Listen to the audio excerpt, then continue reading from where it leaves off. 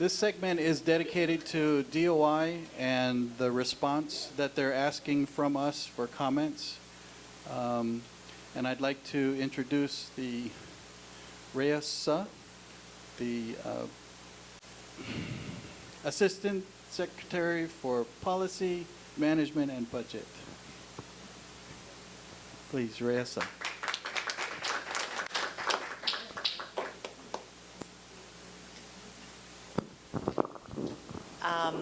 I feel a little awkward using the microphone because it's such an intimate group, but is it better for everybody that I use the microphone? Okay.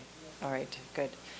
Well, first off, thank you, Lono, and our hosts for putting this program together. I really appreciate the opportunity to be here today and to talk story with you a little bit about the process that is underway. I know that it has been a long day already for many of you. You've had a series of very rich presentations, and so I appreciate you sticking with it and being interested in learning more. And I deeply appreciate you taking time out of your busy weekend schedules away from your families to join me here today. So as Lono said, I am an assistant secretary at the Department of the Interior.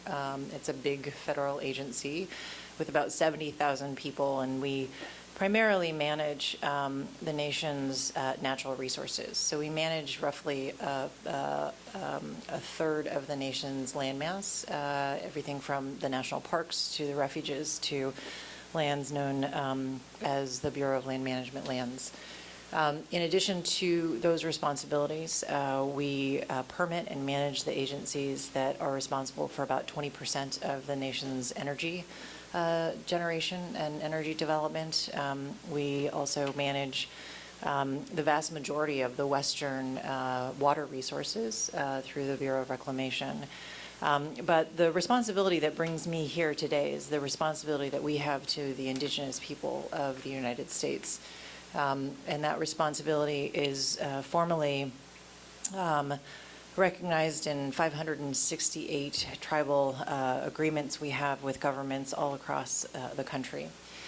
I am the Assistant Secretary that's responsible for Native Hawaiian relations, specifically our oversight for the Hawaiian Homelands Commissions Act.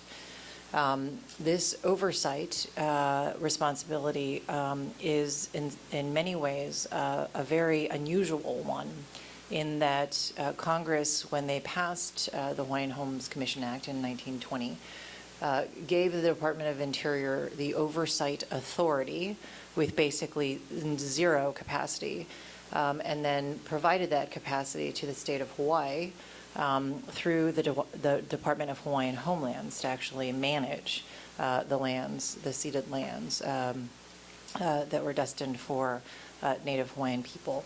So it is this unusual relationship that we have with the state of Hawaii, with the Department of Hawaiian Homelands. But it is one that we take seriously, and one that I believe increasingly in this administration we have taken seriously. And I'm happy to answer any questions that you might have on that front. But aside from our responsibilities as they relate to Hawaiian homelands, we are here today to basically talk with you about something called an advance notice of rulemaking. And so for any of you familiar with the federal government, you're familiar with the kind of jargon that we use in the federal government, and the jargon can be quite confusing. So I'm going to try to give you a very straightforward and simplified, if you will, version of what this ANPRM is. And let me first start by saying what brought us here today, the Department of the Interior, the Obama administration, was that the president was personally asked on a number of separate occasions by community leaders for Native Hawaiian communities, as well as the congressional delegation from the state of Hawaii, to pursue an option for administrative recognition of the Native Hawaiian people. Now, as many of you may know, there was a legislative or congressional attempt to pursue recognition for the Native Hawaiian community through the Akaka bill with the leadership of Senator Akaka and Senator Inouye, as well as the leadership of folks like Congresswoman Mink and then Congressman Abercrombie. Those legislative attempts were not successful. Hence the requests again by the congressional delegation specifically that the president take up his administrative authority to seek this recognition. Now, it's important to note that we in the federal government actually believe that Native Hawaiians have already been recognized as having a unique political and trust relationship with the United States. They have been recognized in over 150 statutes that have been passed, including the Hawaiian Homelands Commission Act and its subsequent amendments, but also including things like the Hawaiian Educational Act, as well as your healthcare program. So these are 150 statutes that exist in federal law today that provide for educational, healthcare, land resources for the Native Hawaiian community. So even though we believe that the United States already has a special political and trust relationship with this community, the one thing that it does not have, that many other Native communities have, is a government-to-government relationship with the United States. It's important to recognize from the outset that the Native Hawaiian community is the largest indigenous community in the United States, and it is the only indigenous community in the United States that does not currently have an option for administrative recognition. Now, let me say that again. If you are a tribe, a Native American or Alaska Native or community that would like to seek recognition by the U.S. federal government, there are pathways for you to pursue that recognition. There is not a pathway that is in existence right now for the Native Hawaiian community. That option doesn't exist. So at its core, the central question that we were asking in this ANPRM is, do you want that option? It's not, it's simply an option. It's not, do you want to exercise it right away? It's, do you want this option? Do you want us to create a process that will give you this option that one day, whenever that day may come, you can exercise that option if you so wish? So there are 19 questions in this thing called the ANPRM, and I know many of them are confusing. I am not a lawyer. I should have a big disclaimer here on the table. I'm not a lawyer, and I admit that I have probably read this document more than 500 times, and it is a hard document to get your head around. And there's reasons why it is written the way it's written. It's as long as it is. But again, I think the fundamental core of what you see before you in this official federal document is this question of whether or not you want us to create this option. So that is essentially question number one. And of the 5 kind of principal questions that we ask, we call them the 5 threshold questions. If the answer to number 1 is yes, then questions 2 and 3 ask you questions about whether or not you want the federal government to play a role in facilitating the process of creating a governmental entity for the Hawaiian people. Or if you do not wish the federal government to have any role in that process, questions 4 and 5 ask whether you want the state of Hawaii to have any involvement in facilitating a process around creating a government. If the answer to question number 1 is no, that you do not want us to create an option, then all of the other questions, all of the other 19 questions in the document are moot. Beyond the five threshold questions, the additional questions get into increasing levels of detail around the kind of structures or the kinds of definitions you want the federal government to be taking under consideration in recognizing a Hawaiian government. So, for example, if at some point in the future, after an option has been created at the federal level for recognizing a Native Hawaiian government, and say 17 governments decide that they want to be recognized as the rightful and lawful government of the Hawaiian people, we need some guidance for the Secretary of Interior to determine what government or what of the governments should be considered lawful. And we want that guidance to be developed by your input. This process is a fairly unusual one, not just because of its nature and its substance, but also because of the process itself. So let me just say a couple words about that. This is an advance notice of rulemaking. Many times when the federal government decides that they want to promulgate a rule or create a rule, they basically issue a notice of rulemaking. And there's a public comment period associated with that, there's some analysis associated with that, and then you get a rule. We decided specifically that this was an opportunity for the community to really give us their opinions on what they wanted to see out of this process. And so the advance notice of rulemaking was designed explicitly to try to develop essentially a consultation with the community. And that is what you have all seen in the 15 meetings that we had on the islands starting at the end of June. It was really an unprecedented and historical set of meetings. For those of you who have watched any of it or read about it, they were intense meetings that brought up incredible amounts of emotion from the community.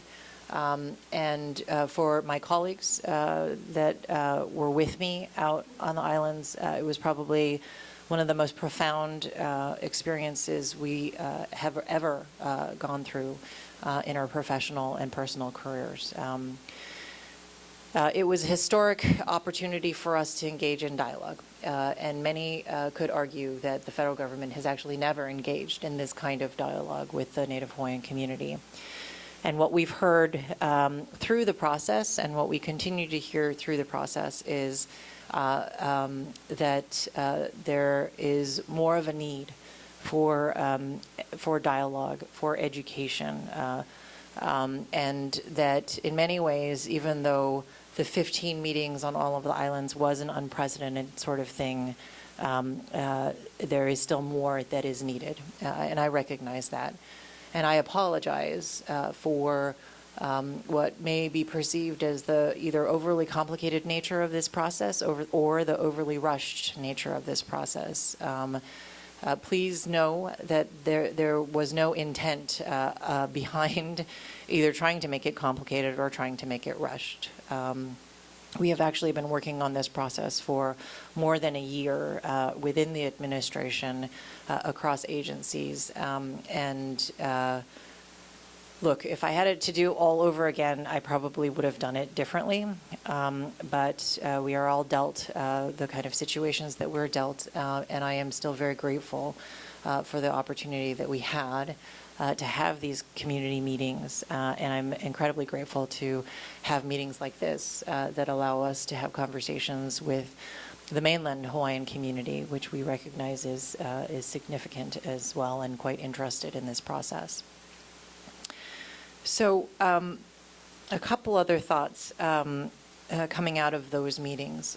We heard a lot of concern, a lot of anger about the use and the terminology of Indians and of tribes, and a very strong sentiment that for the Native Hawaiian community, they all do not consider themselves Indian or consider themselves tribal. Let me first clearly state that this is a proposed rule. It is not a change of any rule. And I want to make that distinction because, as I said earlier, all of the other indigenous communities within the United States have procedures that will allow for them to be recognized by the federal government, right? All of them have procedures in place.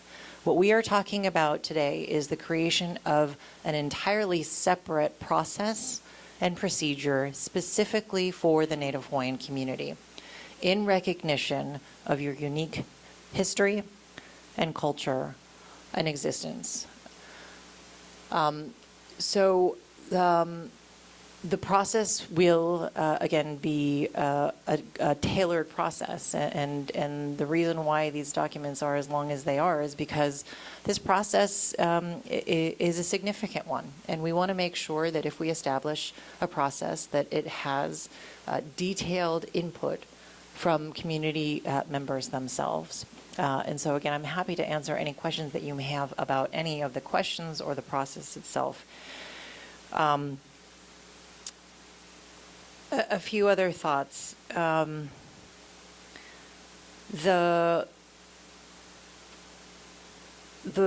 role that I have, the authorities that go along with that role, are authorities that exist within federal law. I am under oath sworn as officer of the federal government, and we are trying to create a process within federal law that will allow for an opportunity for the Native Hawaiian people, and we believe that it can be an opportunity based on our experience with other indigenous communities that have received recognition of their governments. I am not, obviously, officer of the State Department, and as an officer of the Department of Interior, I can reach out to my colleagues at the State Department, and we have in returning back to Washington, D.C. after our meetings out in Hawaii. But I cannot compel the State Department to do anything. But I recognize that there is a lot of interest in wanting to see some of the questions that were asked, either by members of the community or specifically by Dr. Crabb in his letter to Secretary Kerry. And so we recognize the need for answering those letters. And again, we are trying to work with our colleagues from the State Department in providing adequate answers to those questions. But again, I am not an officer of the State Department. I'm an officer of the Department of the Interior. And so I just, there are just some basic limitations on my own authorities with respect to international law or questions of international law. But going back to my authorities within the bounds of both federal law and within the bounds of the Department of Interior, look, we have very sophisticated relationships with 568 federally recognized tribes. And while I admit that certainly the Department of Interior's history, the federal government's history, the United States history with respect to indigenous people is a dark one and is one that is, quite frankly, very shameful, the progress we have made in trying to improve our track record upon that shameful history is one that I am proud of, specifically within this administration. I think this administration has done more for Native people than any other administration, as is evidenced by the fact that we did 15 community meetings in Hawaii, and there's not been any other administration who's ever even done anything close to that. So while there still may be legitimate, I think, concerns about the federal government, we have seen real gains in our relationships with Native people, particularly in our government-to-government relationships with the Native people of this country. And I believe that those relationships have afforded those communities significant amounts of independence and sovereignty, if you will, over the management of their own resources, over the management of their own school systems, of their healthcare systems, of their judicial systems, in a way that we've not really ever seen before. So the gains that we have seen throughout American Indian and Alaska Native country have been significant. Again, it's not to say that there are more gains that should not and cannot be made. They absolutely can. But I believe we've certainly come a long way, and we have a long way to go. But we are in the pursuit of trying to bend that arc of history towards justice every day. And my presence here is an opportunity to engage in dialogue with you about whether or not you want us to consider moving forward with this process in the opportunity to, again, create an option that may or may not be exercised, and that decision would be up solely to the government of the Hawaiian people that may someday want to have a government-to-government relationship with the United States of America. So with that, let me just finish talking and really open it up to any questions or any comments that you may have. I'm really here today for all of you, and once again, really thank each and every one of you for coming and being here.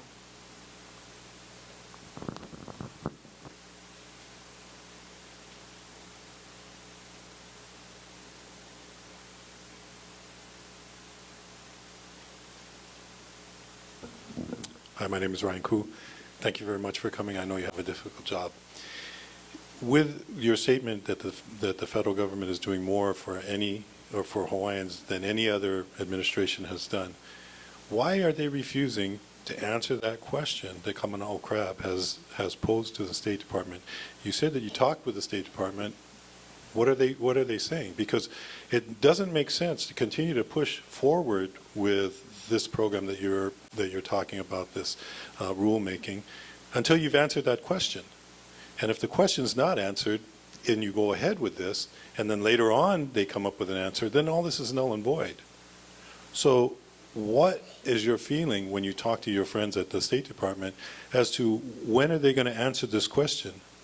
And what is the urgency to push forward with this at this time until those questions are answered? Thank you. Thanks for that question. So first, I think it's important to recognize that while Kamana'o's letter received a lot of attention, certainly within Hawaii and throughout the community, it was actually never received by the State Department. And it's not entirely clear if it was not ever received because it was rescinded, or if it was not ever received because it got lost somewhere. So we actually had to transmit a copy of the letter ourselves to our colleagues at the State Department. So part of the reality is they were not in official receipt of that letter, right? Regardless of the logistical circumstances, they get that there is a very strong, I think, desire by the community to have those questions answered, and they are working through their own legal counsel to determine how best to answer those questions. Their time frame, again, is somewhat disassociated from our time frame, and I understand that that may seem like an affront to the community, and it's not meant to be. I also understand that it may be perceived as some kind of broader clandestine attempt to hurry up a process so that we can avoid another process. And the only thing I can say to that is I wish we were as sophisticated as some may give us credit for being, organized like that. We just aren't, right? The federal government is a huge beast with lots of different parts. And we are taking responsibility for our own while trying to, again, do the right thing and encouraging the State Department to answer that letter. But aside from the State Department's process of how and when they want to answer the letter itself, we have a process that is a pretty normal process in terms of public comment. Actually, it's unusual in that instead of, again, moving directly into a rule, we created an opportunity to have a consultation. So the dialogue itself is a consultation. The written comments are an opportunity for getting your input heard. And while it may seem rushed, and again, there's no intent, I will say very factually, to have it be a rushed process. We strongly believe that we have again, probably things we could have done better, but we've made a big attempt to try to get as many voices heard as possible in this process. And while it may not be perfect, it's certainly a process that's afforded, I think, the community a larger opportunity to have their voices heard across the spectrum than any other opportunity that the federal government has offered. Aloha. My name is Chad Kukahiko from Super Frigo Productions. I don't have a question so much as a request. And I just I want to preface it a little bit to let you know I was born in Utah, but I was raised on the Big Island. I'm Hapa, so I graduated from Kamehameha in Kapalama. So I just want you to, I'm just letting you know that so that you understand sort of the nuances that I personally, I'm a amateur historian in many ways. I love the United States. I'm a patriot, but at the same time, given the facts of our history, it doesn't seem, and I just want you to know that I appreciate everything that you've been doing, but it seems to me that you're kind of the wrong person, you're the wrong department to be dealing with this. It makes absolute sense to me that this process has never happened with Native Hawaiians because everybody knows we're in occupation. There is no treaty. So I appreciate everything you're doing, but I want you to understand that moving forward, and I know I don't speak alone on this, I think you should be kicking this back to state. I don't think you guys should be, you should not come to any conclusions. I don't think you should urge anything. I think except to push this to state. This needs to come to some sort of resolution. 121 years needs to come to some sort of resolution. So thank you for coming. I appreciate all your efforts, but please push this to state. Don't do anything but that. Thanks very much.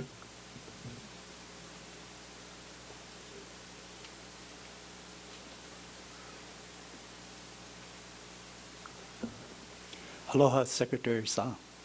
My name is Victor Kaivi Pang, and I am with the Pacific Islander Health Partnership. We are a Native Hawaiian and Pacific Islander CBO that's helping our communities understand health, many of them that have come from islands that do not have health or have poor health. Obesity, heart disease are a big cause for our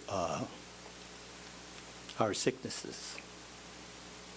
So I would also like to thank Uncle Gil Ontai for opening up Springfield College here, and for everyone here they've been so patient going through all of the presentations that we've had this morning, the 2 presentations. Now, I would not be here if it was not for the vision of my auntie, who's the founder of Ainahao Kaliponi Hawaiian Civic Club, Mary Ann Kalama Kauluvehi Aki Pang. I also stand on the shoulders of my kupuna who have gone before us, mainly Victor Jarrett, who suffered a massive heart attack while pleading our case, mainly the case for representation of mainland Native Hawaiians while he was at a meeting in Oahu. Also our Mainland Council of Hawaiian Civic Club President Honolulu Andy Berard,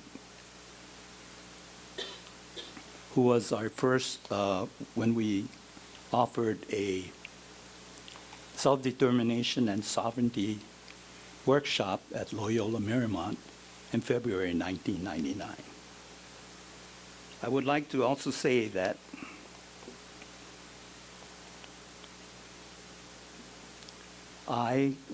we support all of the DOI and ask the DOI to facilitate for government-to-government relations for all Hawaiians who look forward to a more equitable access for justice, economic development, and especially our Hawaiian communities living across the continental U.S. and Alaska. I've already submitted my mana'o in a letter, and it's placed in a ipu outside, and I can mail it off to you, or I can give it to Benton. But thank you very much for listening to all of our comments.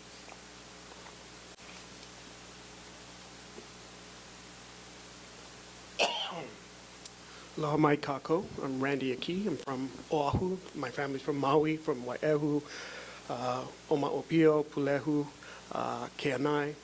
I'm an assistant professor at UCLA in the American Indian Studies and Public Policy departments. My work is economic development in indigenous communities, Native Americans, Native Hawaiians, Alaska Natives. I have two questions for you. One is, could we get that list that everyone talks about of 150 laws and statutes? It's sort of bandied about all the time, and it would be fantastic to know exactly what it is you guys are talking about, because we've heard it through the 15 community meetings, we've heard it in various parts of the continental U.S. at the meeting. So that would be fantastic if we could actually see what those laws and statutes are. The second is, well, I'm not supportive of sort of the federal government sort of activities here, as well as the state push for recognition of Native Hawaiians. Even if that were the process, and even if we did sort of decide that we want to do that, I just want to sort of make it clear to you that my understanding of sort of American Indian, Alaska Native history is that the push for federal recognition always came from the community. It never came from the congressional delegation of the state. It never came from the governor from which the indigenous people live. So this is really sort of a backward process that we're looking at right now, where our congressional delegates from the state of Hawaii approached the president to seek recognition for the indigenous people. That doesn't happen. So what we're really looking at is just a really perverse sort of situation. Notwithstanding the stuff we heard earlier today about sort of the existence of the kingdom and all of that, even if we wanted to go down that path, we're just really doing this counterintuitively to the sort of ideals and thoughts of what sovereignty is about. It's from the ground up, not from the top down. Mahalo. Mahalo, and thank you for those questions. So your first, I'd be happy to try to develop that list and provide it somewhere on probably the Office of Native Hawaiian Relations website. So let me go back to Washington, D.C. and try to work on that. I did want to comment on your last comment, because I think it's a very valid one, and I think the reality of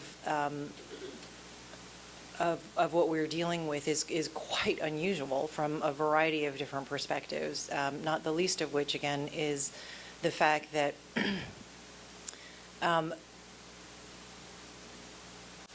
the Hawaiian people, again, already have, we believe, formal recognition by the federal government as expressed in these laws that have been passed specifically for their benefit, right? And so you have this kind of relationship that's created, but you have no government for which to negotiate that relationship over the course of time, right? Which leads us to, again, the proposition of, if a government was ever created, a government that was representative of the people of Hawaii, and the government would be created in whatever way you'd want it to be created, right? We ask a couple questions about, do you want us to help in that process, or do you want the state to help in that process? But it doesn't really matter. The government at some point will come to an existence, or is already in existence, depends on your perspective, I guess. And that government would have the opportunity to interact with the federal government, right, around the statutes, around the base of laws that have already been created for them, right?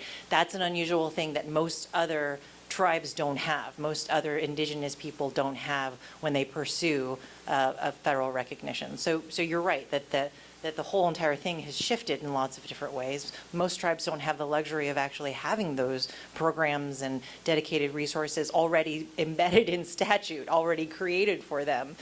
And so in many ways, the Hawaiian community has so much more, right, that is already in place.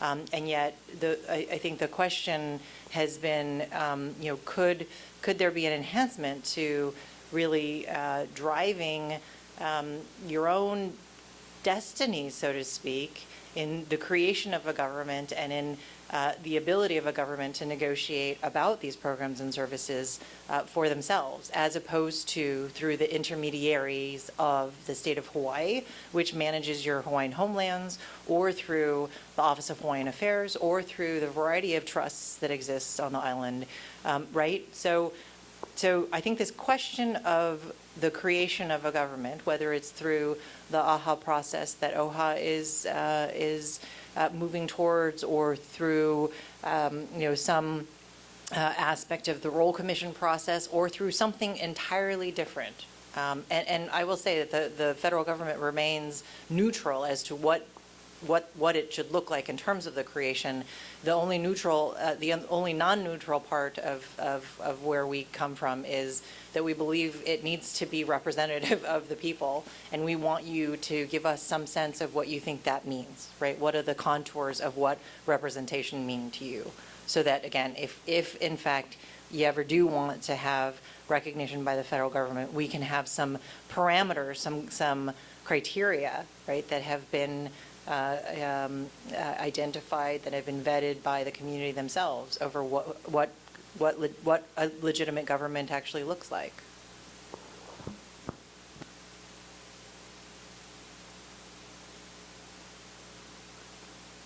Aloha.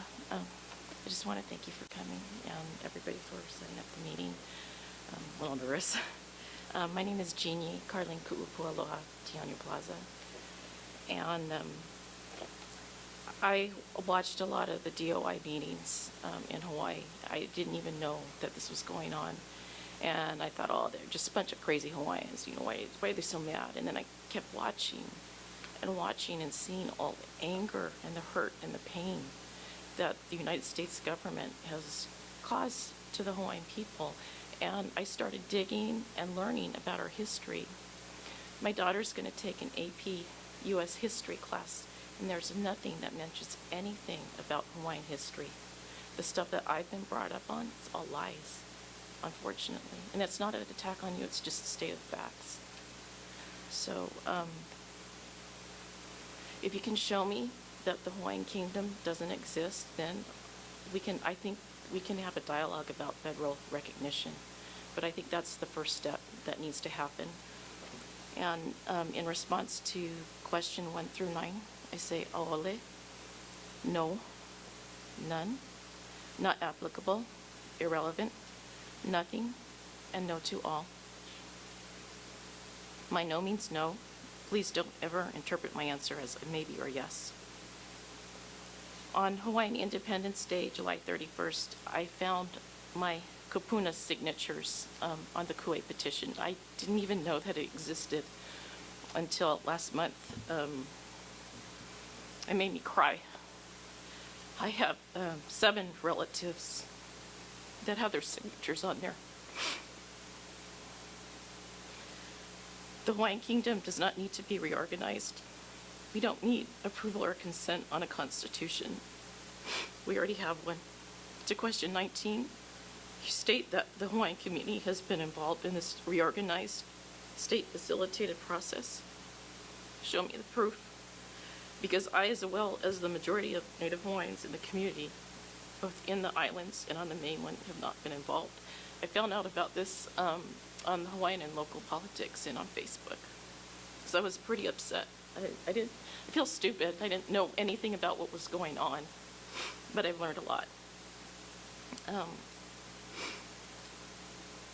OHA, the state of Hawaii, and the United States federal government want to give Native Hawaiians federal recognition so they can once and for all put us in a box, silence our voices, and mana'o, continue to control our money and lands, only to keep things as they currently are so they may continue to move ahead with their premeditated economic greed and strategic military expansion plans, because there are plans.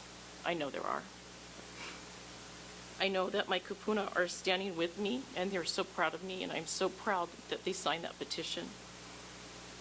With regards to the commission role, I have some serious doubts about it.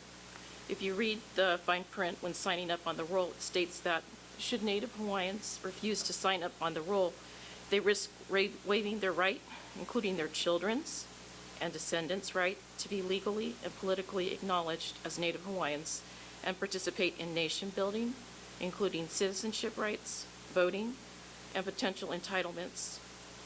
How is it possible for OHA to exclude the majority of Native Hawaiians who refuse to sign the roll and automatically take away their rights without their consent? Because when I listened to the meetings, I'd have to say about 99% of the Hawaiians on the islands did not want federal recognition. For those Native Hawaiians who say yes or are undecided about federal recognition, this should be a huge red flag. We need to be smart and know our history and ask ourselves the real reason OHA, the state of Hawaii, and the United States federal government need to rush this process and use scare tactics like saying you need to sign up on that roll. All of a sudden, after 120 years of illegal U.S. occupation. Trustees of OHA in the state of Hawaii, you know who I speak of. You should be ashamed of yourselves for selling your souls to the federal government. Maha'oi. You're supposed to be representing Native Hawaiians, and you are not. You dishonor the Hawaiian kingdom and your kupuna with your disingenuous actions and secret meetings with the U.S. federal government. The U.S. federal government asks us, Native Hawaiians, to trust them. How can we as a people trust a government that has stolen our money and land, decimated our culture, and continues to desecrate and destroy our religious sites like Mauna Kea and Puhakuloa, even to this day? Look at our Native American brothers and sisters and what the United States has done to them with broken promises, gross mismanagement of monies that continue even today.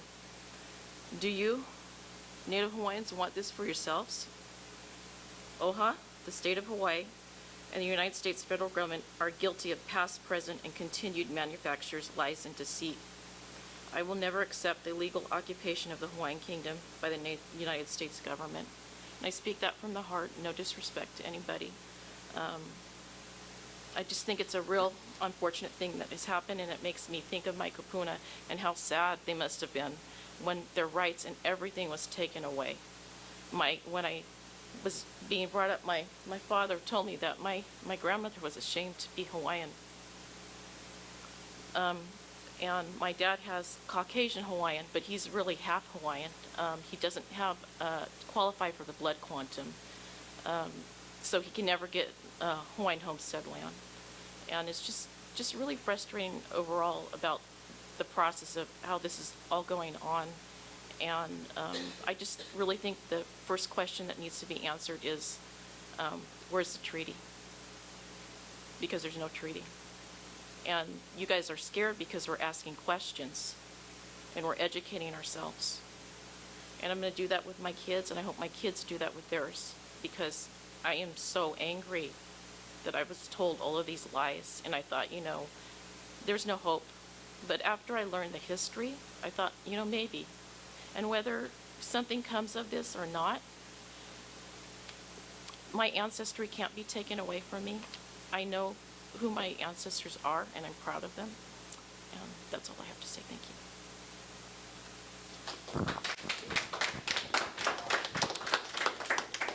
Can I just make a comment and a request? I just want to make sure everybody recognizes that this is not an official meeting, and so I very much hope that you, okay, thank you. Unfortunately, the official kind of testimonies were only taken on the islands themselves, and since that time, we've had an open written comment period process, right, that goes.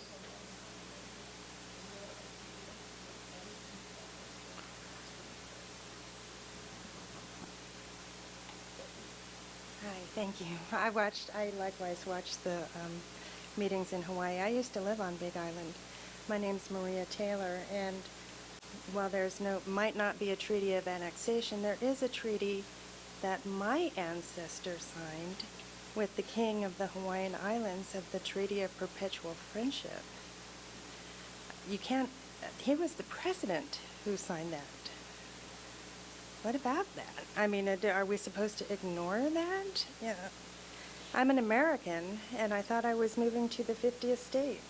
And I have a background as an employment discrimination paralegal from Los Angeles, and I was shocked. I mean, shocked at the discrimination I saw in the state of Hawaii against the Kanaka Maoli. I've seen discrimination out here, but it doesn't even begin to meet what these people are suffering in the islands. And it was a hard pill for me to swallow because I'm an American. And I thought the Cowboys and Indian days were over.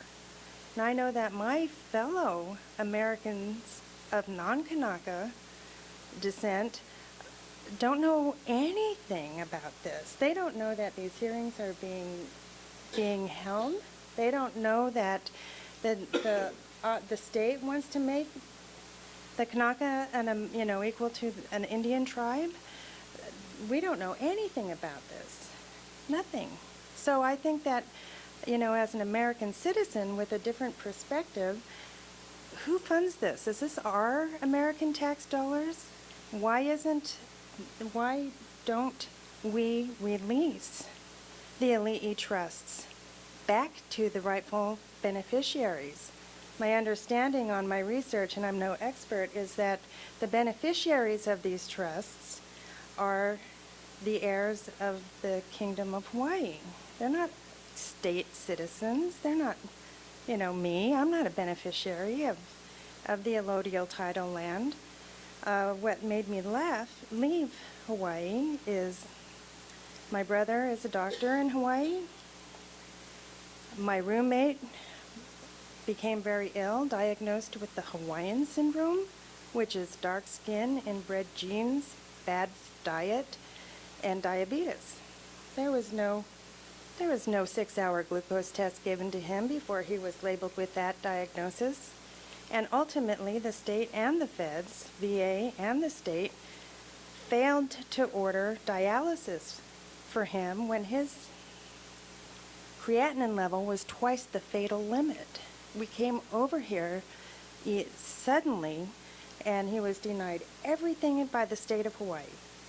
He was living on $416 a month, $160 on food stamps. The state just unilaterally denied payment of his medications. The cash pay exceeded his monthly income. I can't even believe it. So something needs to be done. I don't think federal recognition is the answer. I think complete recognition the way United States, the way my ancestor recognized a nation is the proper remedy. But I want to, thank you for holding the meetings, and it's not personal, but there's medical genocide going on. I don't know that there's any oversight. My brother, the doctor, complained to the feds. Feds turned that complaint back to the state. My brother got a $10,000 tax lien as a result of his complaint, and his paperwork to open up a medical office just never arrived in the mail. And if you have any ability to, within your power at all, you know, I would say seriously audit, you know, the land, the assets, seriously open your eyes to see what's going on, because it's not just the Kanaka who are experiencing it, we're seeing it. I had to leave my business, my home, just to bring my friend out so he could live. And the next day, he was hospitalized for 7 weeks. There's a lot of injury that's happening, and I think that the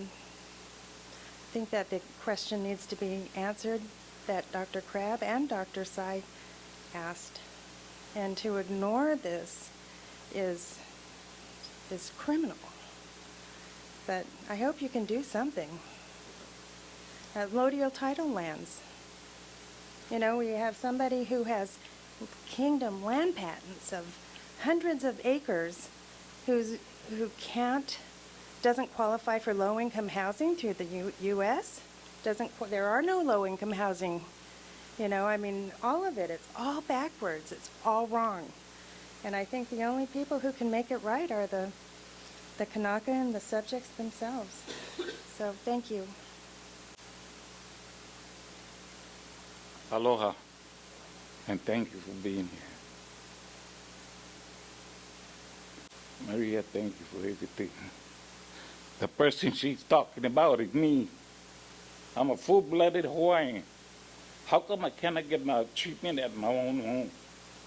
The land I was born on. Why you federal guys like come inside there and hooky everything we got? We got nothing no more. Our language. When we spoke Hawaiian in school, aloha kupuna, au en ohi pai. Do you understand what I just said? Why do you guys want to do this to us? We're just humble people. We love the world just as much as the world loved us, but the federal government is the one that screws us over. OHA is another one. What they're supposed to do for the Kanaka people, they did nothing. What Abercrombie? How would you like to have several thousand acres of fresh land and give the Hawaiians nothing? They live on rocks. But you know what? We did learn how to plant on the and that's how we fed our families with. And then in come you guys with you guys goddamn bulldozers. Hemo all the plant that we put in the Ainapo, just so that our neighbors can eat, our kids can eat. What is so wrong with that? You know, take it back to the president, or take it back to your people, and you explain to them how we feel, how our hearts bleed for our land. And think of the damages that the military is doing, putting uranium into the ground. You know, think about the GMOs. Get them the hell out of the islands. But take care of my people. And if you can't do it, I will. For the last sake, for the last of the Kahikis, I am still alive. Thank you.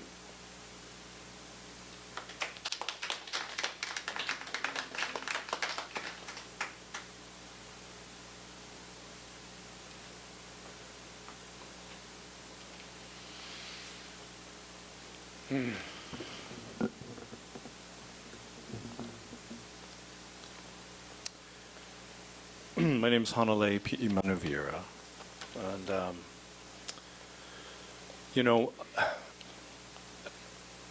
hearing stories like that from Uncle, there's just so many of them.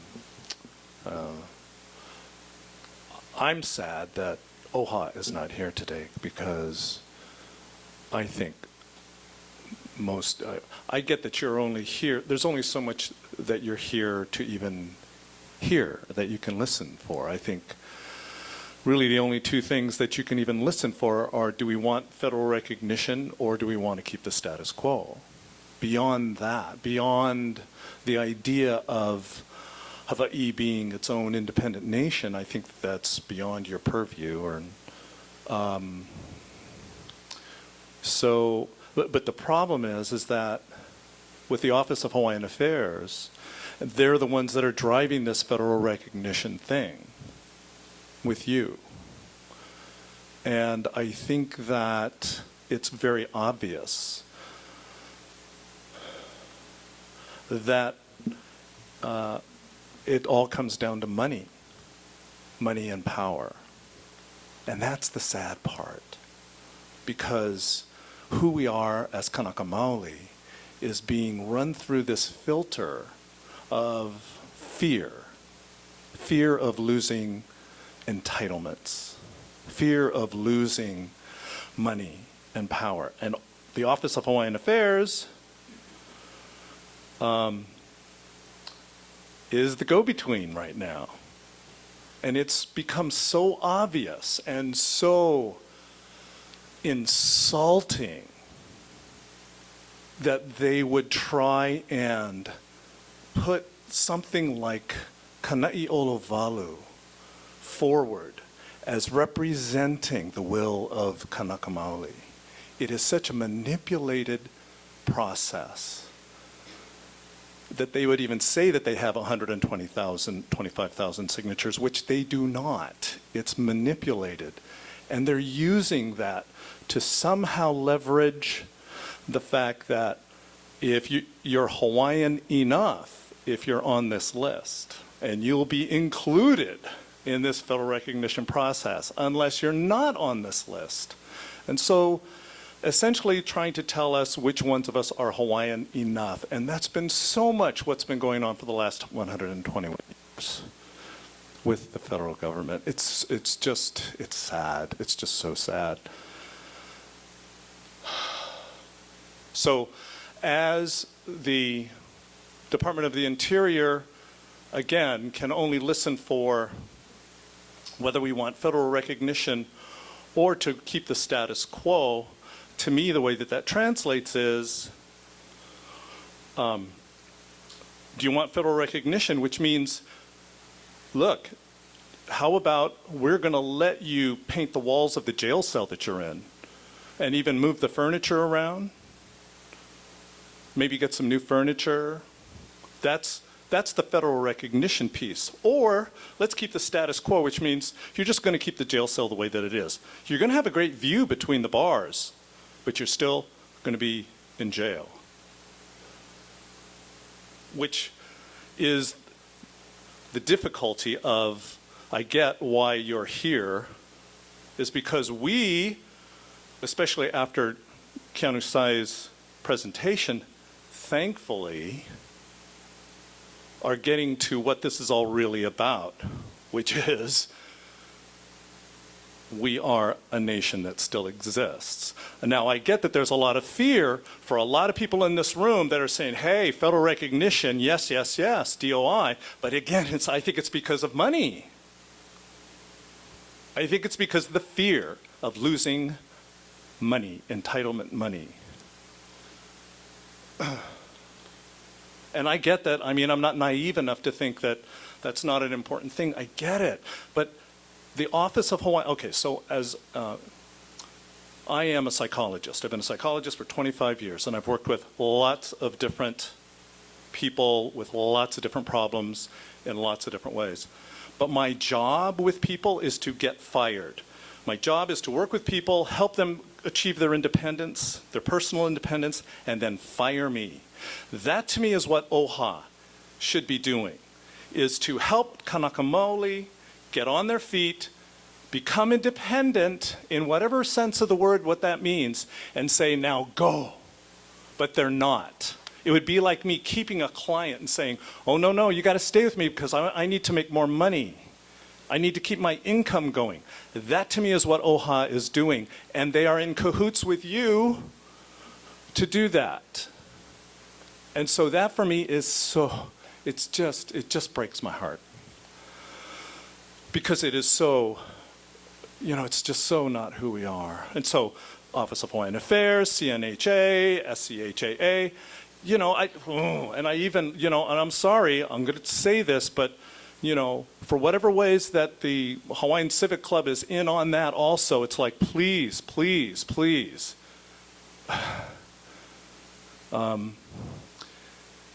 Give us the respect that we can do this, we could do this on our own. Becoming an independent nation, no. We are our own nation, but acquiring our independence is something we can do. I believe in us, what we have in our na'au, what we have in our DNA as Kanaka Maoli. We know, because we know, we are the only ones that know how to malama that aina. It means we know who we are.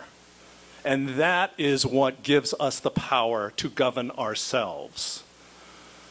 But to try and establish some government-to-government thing with the United States government that will always, always have the final say on what we try and determine for ourselves. That's what I don't understand. For any of you that see federal recognition as a solution, I don't get it. I don't get it.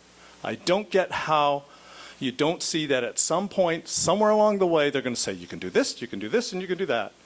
But you can't do this over here, this over here, this over here. Because we are the United States federal government. It just... So, like Dr. Sai is saying, education, education, education. But to me, it's not just education about the history of Hawaii or the legal status of the Hawaiian Islands at this point. Absolutely. For me, it's also about, please, let's educate ourselves about the colonized mind, the colonial mindset that is federal recognition is something I think everyone must educate themselves about because it keeps us small and it keeps us in a box. It keeps us in a jail cell. I believe in us more than that. I believe that we are capable of, despite losing federal United States money entitlements, we will be more than okay. But please, for those of you who are afraid, all the fear that's running this thing, that's running OHA, they are scrambling to keep their jobs. They should be kicking us out and saying, go, fly. You guys, like, we're here to help you reestablish your own nation, not something with the federal government of the United States. So, all I'm saying is, please, if you're afraid of what we are capable of as an independent nation, please remember who we are. Hey, how about you?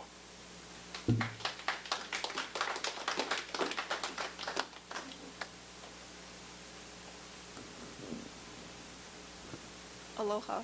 My name is Teru Enomoto, Ohio. I'm also a Kamehameha graduate, like several people here. And I guess I have two questions, kind of going back to the ANPRM. I guess the first question is, what is the time frame as far as collecting the responses and moving forward with whatever your process is? And then where can we go to track it? Is there a specific website or forum, God forbid, Facebook page, which I'm still learning, where you can track that?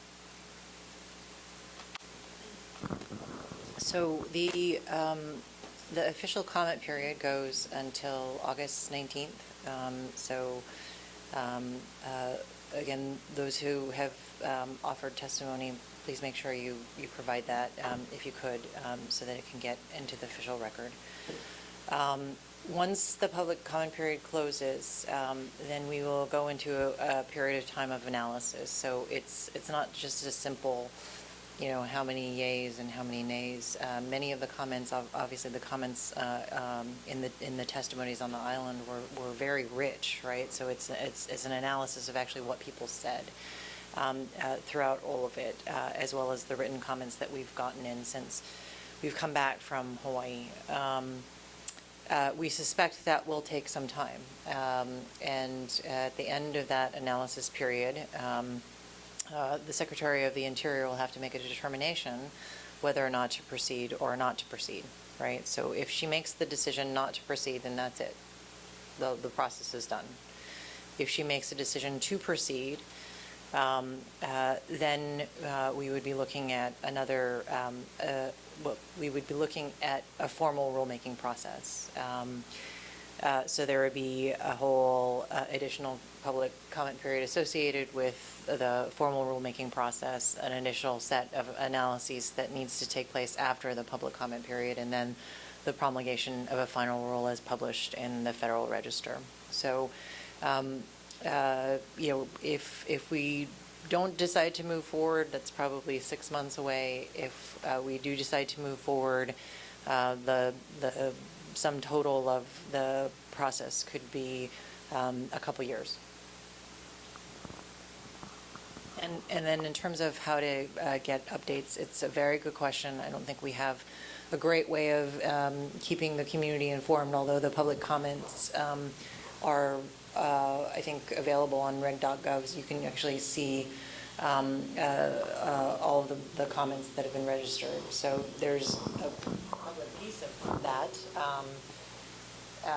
But in terms of giving the community, once the public comment period closes, updates, it's I think, an important thing, and I will go back and try to make sure we do that on our website.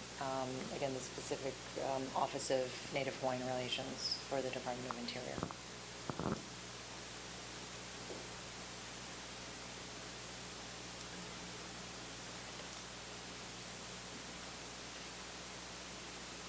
Aloha. Thank you so much for coming. I have to take off my neutrality for a second.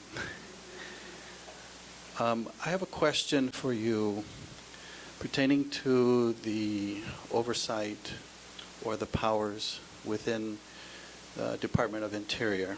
If we are to malama the aina,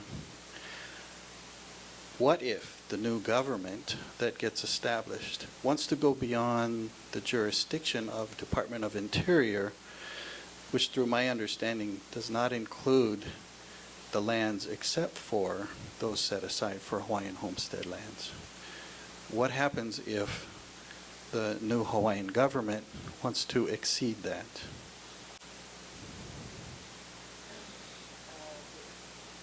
With respect to state lands or Getting federal any lands? kind of lands back. So I think the best way to answer that question is through examples of where other nations, other native nations, have fought and successfully won for the reinstatement of traditional lands that were once inhabited by their communities. So in a couple of different circumstances, I'm trying to remember a specific, two specific cases. One is a community, a Pueblo community in northern New Mexico that fought for and was able to acquire both private and state lands back into their jurisdiction. That was a negotiation that happened directly with the state of New Mexico as well as with the private landowner, and was facilitated through kind of a multiple-year process. And nothing within the context of their government-to-government relationship with the federal government prohibited or inhibited them in any way from seeking that. There have been increasingly a number of Native nations that have specifically asked the National Park Service for either the return of ancestral lands or the co-management of some of these lands.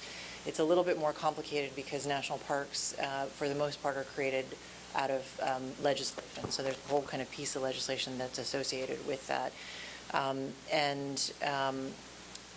I think in a specific case in South Dakota, you are seeing a shift of the National Park Service managing it as just simply federal lands to a co-management agreement with the local Native community, and I'm not able to remember their name right now, but it's a co-management agreement essentially. So, you know, again, I think the crux of your question is really, would pursuing this option restrict the opportunity for whatever government in the future to really have negotiations about lands outside of the land base in Hawaiian homelands? Again, based on my experience, that has not been a restriction for other Native peoples. So the Department of Interior is able to engage with that nation-to-nation relationship once it's established and decide whether federal lands can be returned to the nation? Well, I think, again, I mean, I think in the kind of grand question, yes, that can happen. I mean, I think it could actually happen now. The challenge of it happening now is that there's no one for us to negotiate with, right? Are we supposed to negotiate with the state of Hawaii? Is the land base the Hawaiian homeland land base? Is it the state DLNR land base? Is it the national parks and refuges, right? It's all those questions. right. Yes. It's all those questions. It's very complicated. And I think a very important question for the community to consider outside of this federal recognition process is how they would like to pursue the creation of a government that can be more accountable, that can be more representative, that can be more reflective of the desires of the community. Now, that doesn't have to happen with the federal government involved at all. It doesn't have to happen with the state of Hawaii involved at all, right? It's really, you know, how does the community want to realize their own government? Okay, thank you very much. And I really, really do appreciate you coming to take our questions.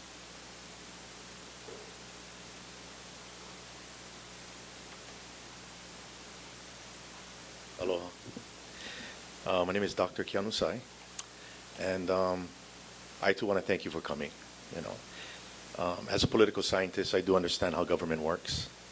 My background is international relations and public law, so that's my focus. And I'm sure you're aware of a letter that I sent to the trustees, as well as yourself and Assistant Secretary of Insular Affairs, Ms. Kiaina. Yeah. Did you get that by email? Okay, good. The letter was written in response to Esther's commentary that I witnessed at the Prince Kuhio Hawaiian Civic Club. It was a fundraiser, and I was troubled by it.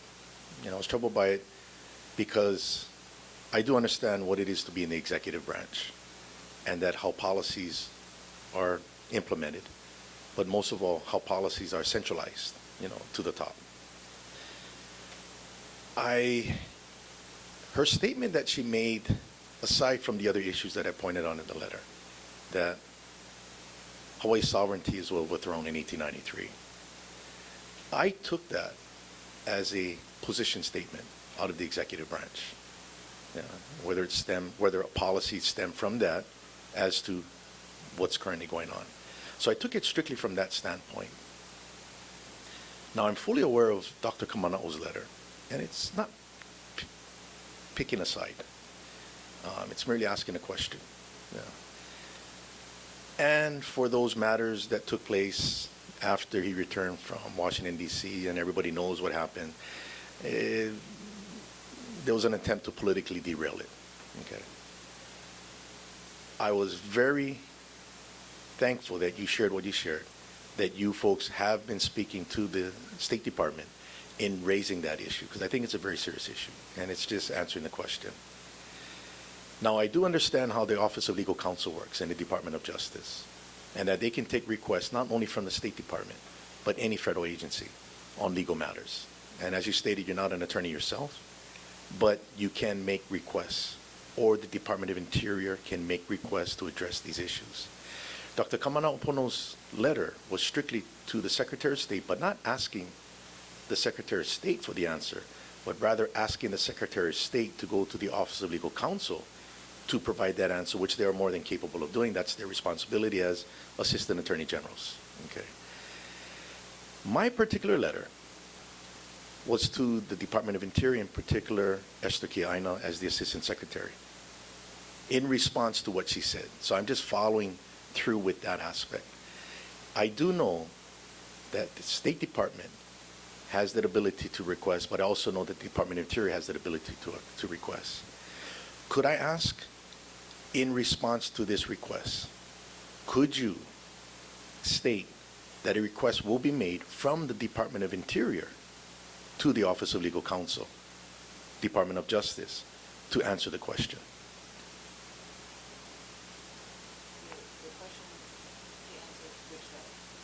My letter.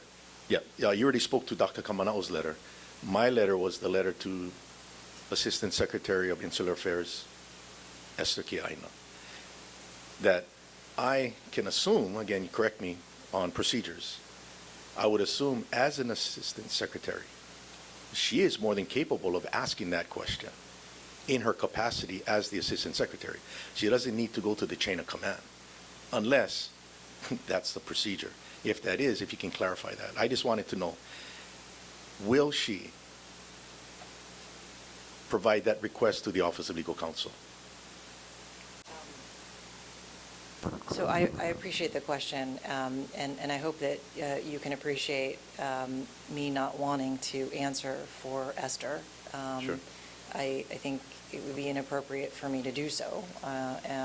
Esther is coming back from Hawaii today, so I haven't seen her in a couple of weeks. I did receive your letter via email when you sent Good. it this week. I know that she is in receipt of it as well. You asked me to forward it to the Secretary of Interior, which I Yes. have done as well. Thank you. And so a couple of things. Number one, I will, at least on my own authorities, assure you that I will get in touch with Esther when she's back in the office this week and ask her for her response to your inquiries as kind of quickly and as prudently as possible. I will ask her to do that. Mm-hmm.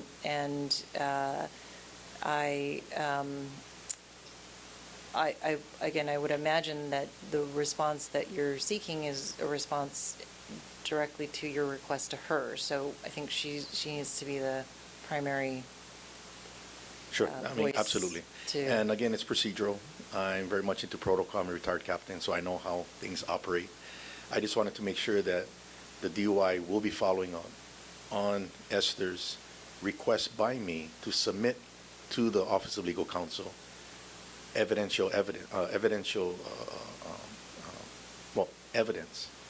that clearly shows that Hawaii does not exist as an independent state under international law. And it's all stated in the letter. Yep. So I'm not asking the Assistant Secretary, Kiaina, for her opinion on it. I'm just requesting that she gets a request in. Okay. That's really all I'm asking for. And thank you for your time. Okay. Mahalo. Mahalo.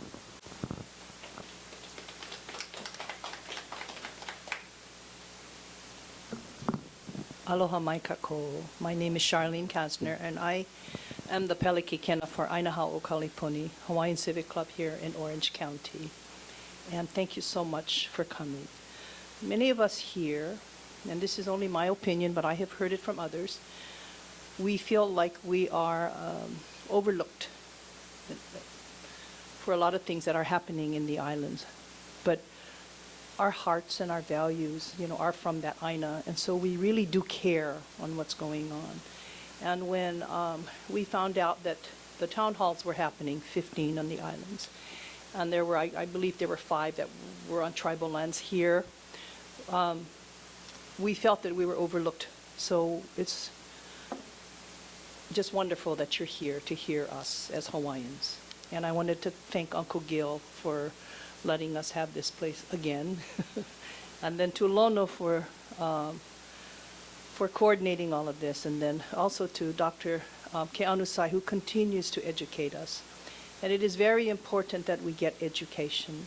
And I don't think we could ever really be educated enough to understand our history. And what is very difficult for me and for many of us, many of the Native Hawaiians, is that this is a whole life-changing event for us.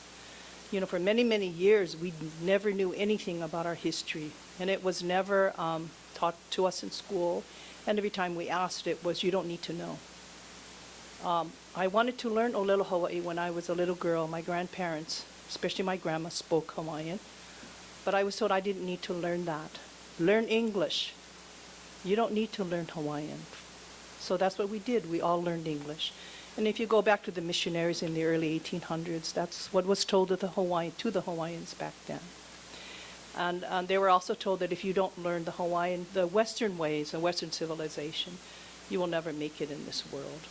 So that thought and that mana'o was passed on for generation after generation.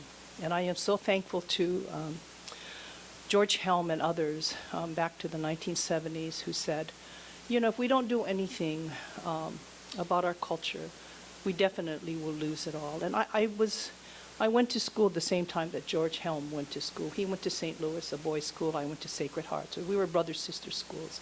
So I was very close to him. So it was very sad for me when he passed away and in the way that he passed away. But anyway, in learning our Hawaiian history, I have been trying to pass it down to my children and then to my mo'opuna. And for right now, it's very difficult for me to tell the children what's going on with our history right now. And every time I start to talk about it, I cry. And I listened to all the testimonies, not all, but many of the testimonies from the town hall meetings that were done in Hawaii.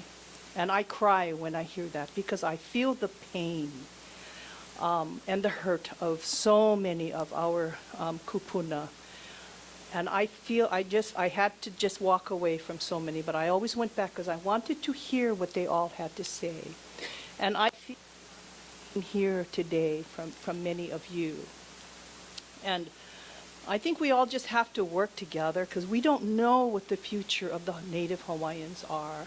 You know, whether it be federal recognition or, you know, the Hawaiian kingdom or whatever the case may be. We don't know. And I think, like he said, it's the fear, not knowing what our future brings.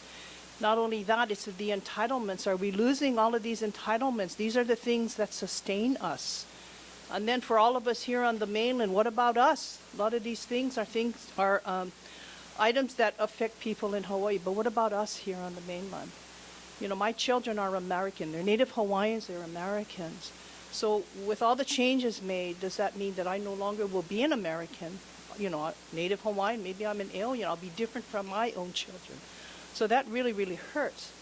So in doing all of this, I think it is just, and I think the federal government and the powers that be need to understand that the emotions that we face are real. These are emotions that come from generation after generation and from hearing it over and over again. We are proud to be Native Hawaiians. We are proud of our values. We are proud of our aina, of our ocean and everything that we stand for, and we want to keep it that way. So to see all of us, you know, kuka, and I'm not, but just, you know, so upset with each other, needing ho'oponopono, that's a very difficult time for us.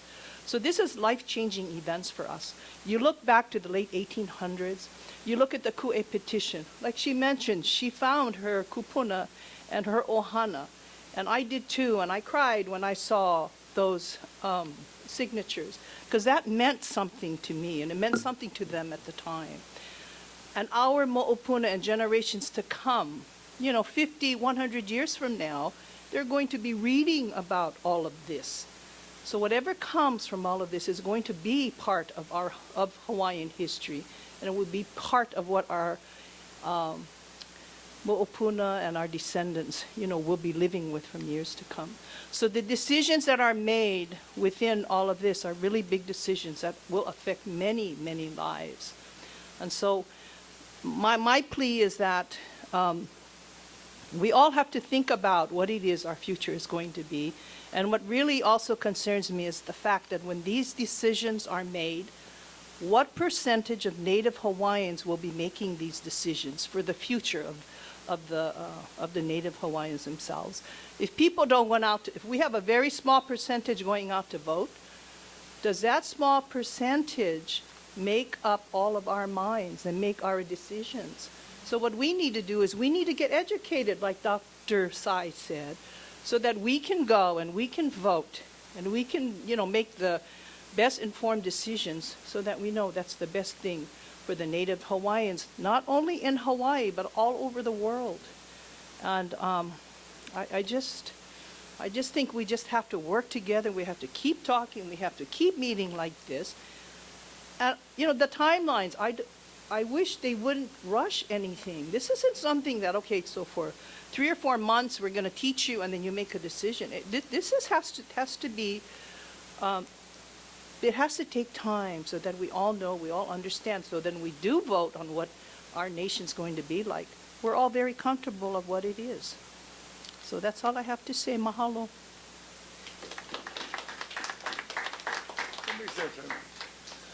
My name is Eric Keller, and I'm from the Big Island in Hilo.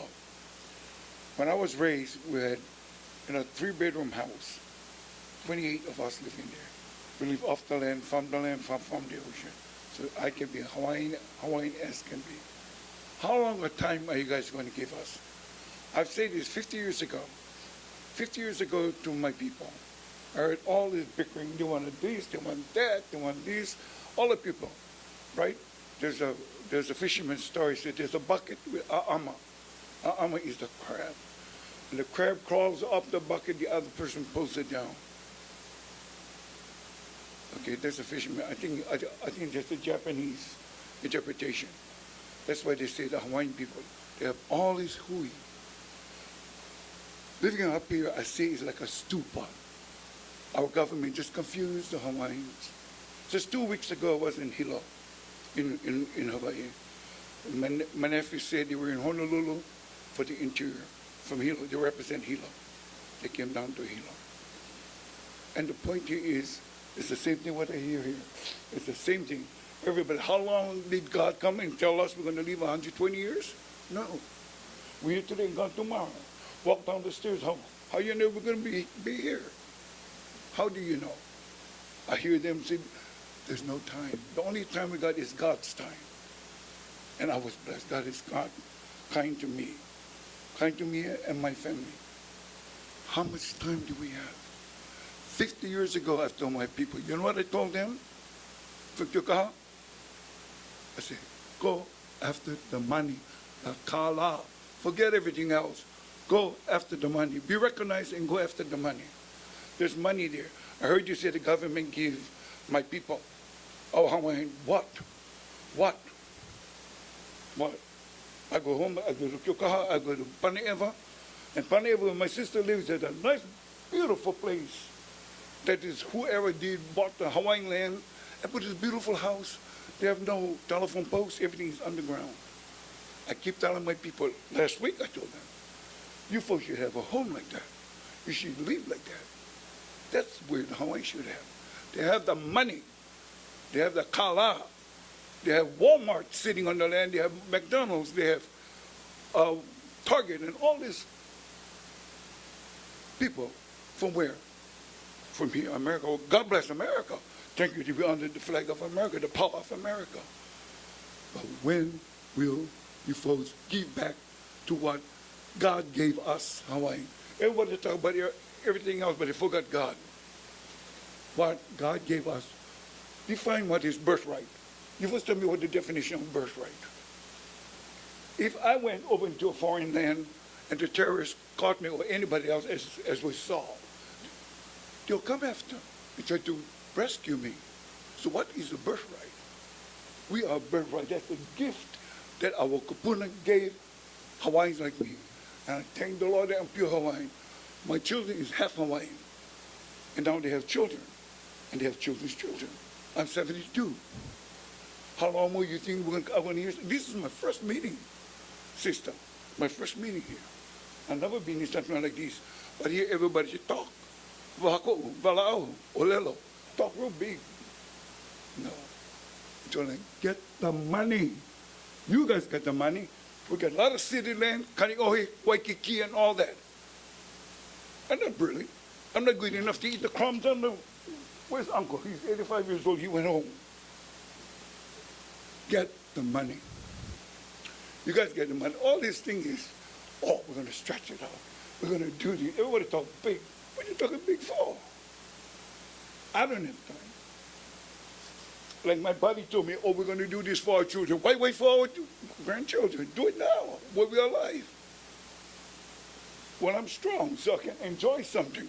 So all our family back home in Hawaii can enjoy. Give back. Give back. That's what aloha means, is love. Love, and we have respect. But it's been stolen from us. Stolen from us. That's why we don't have the faith. That's why they try to confuse us. Confuse us. They lay their arm in the bucket. Think about that. And if Washington don't see it, aloha no for everybody. That's simple as that. Everybody coming up here talking all kind of these and all these big words. The kala. They owe the Hawaiian people. And if you represent them, then you owe the Hawaiian people. You owe. I went to go get money for my home to Oha, and I didn't qualify. She said, I have too much. My sister went, and she went. They said she didn't qualify because she has alas. 0. 0 times 0, what do you get? Alas. So where do we go? The money. Forget everything. Get the money for our people, and amen to everything else. That's it. God bless you. God be with you. Mahalo plenty.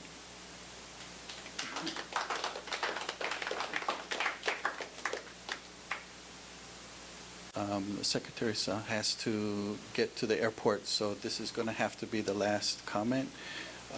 Our time was supposed to expire at 6 o'clock, but she's going to allow your comments. I appreciate it. Thank you.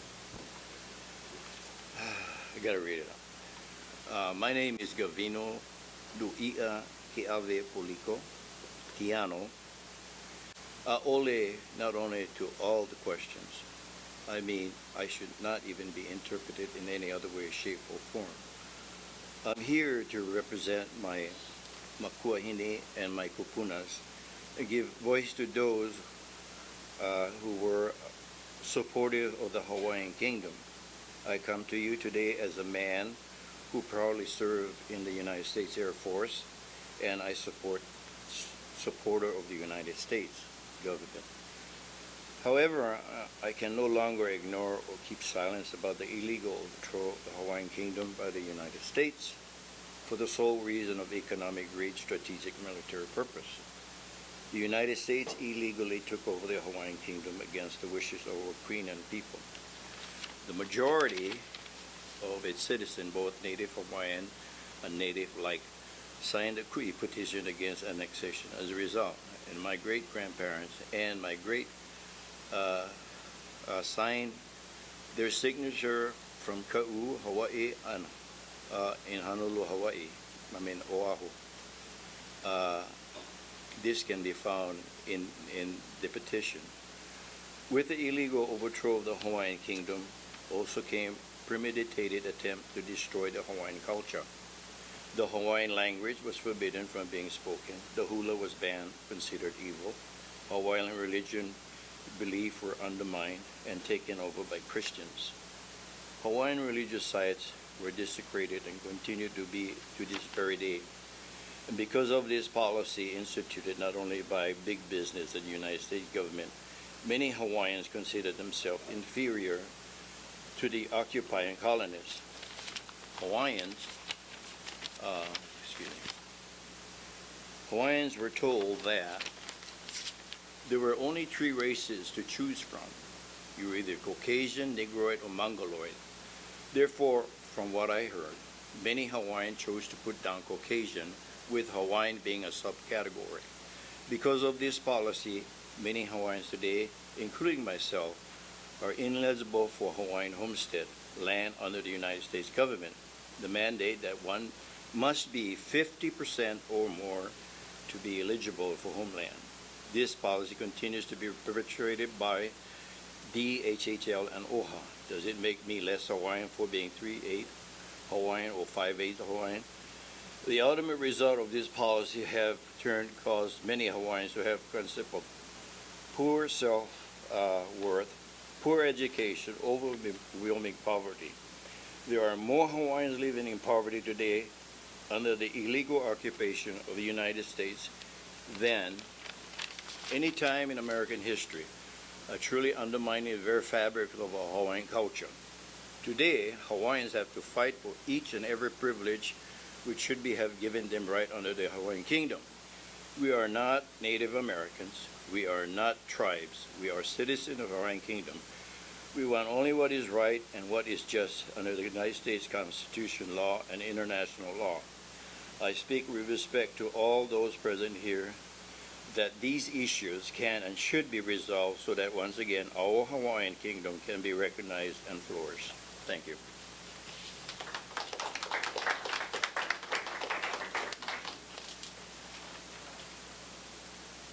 Again, thank you to everyone that is here today. Thank you for wanting to come, wanting to learn more. Thank you to those who got up and expressed your opinions and your stories. I very much appreciate it. And for those who have not yet inputted your formal comments into the process, I really encourage you to do so. Again, the closing date of that is August 19th. So we want to hear from all of you, regardless of whatever your opinion may be. So again, thank you to everyone for the opportunity again. I would also like to reiterate, if you don't put your comments down, if you don't send in your vote, it won't count. Okay? So everybody, please, however you decide you want to go with this issue, with these questions, please respond to Department of Interior. Please let them know how you feel. That's how your voice is going to get heard. That's how the few are not going to be able to take anything away from what you have available to you now. Okay? Assistant Secretary Sa, really appreciate you coming and representing DOI and listening to all of our comments and helping us form decisions that we need to make in order to answer your comments. We very much appreciate you coming out here, making a special trip, both in San Francisco and LA, and maybe even more later on.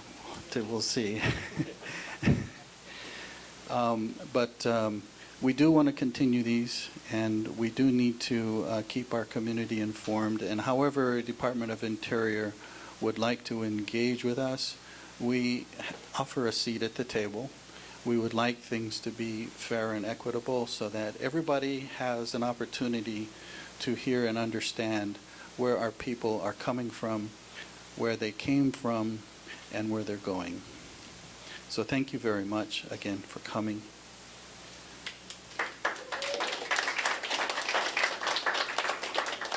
I'd like to also thank our presenters, Benton Peng.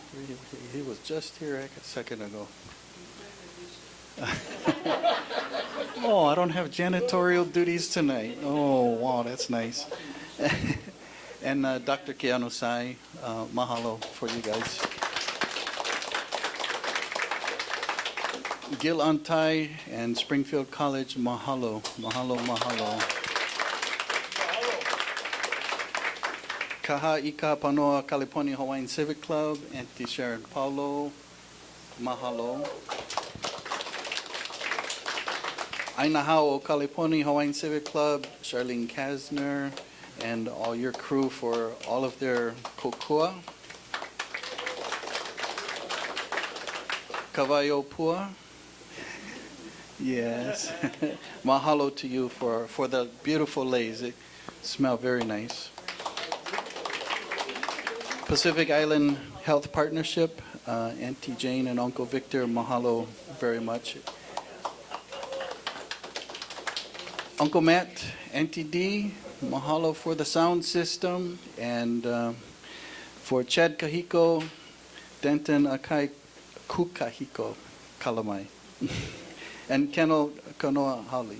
Thank you so much for doing our presentation and putting it up online for us. Really appreciate that. Thank you all, especially for coming.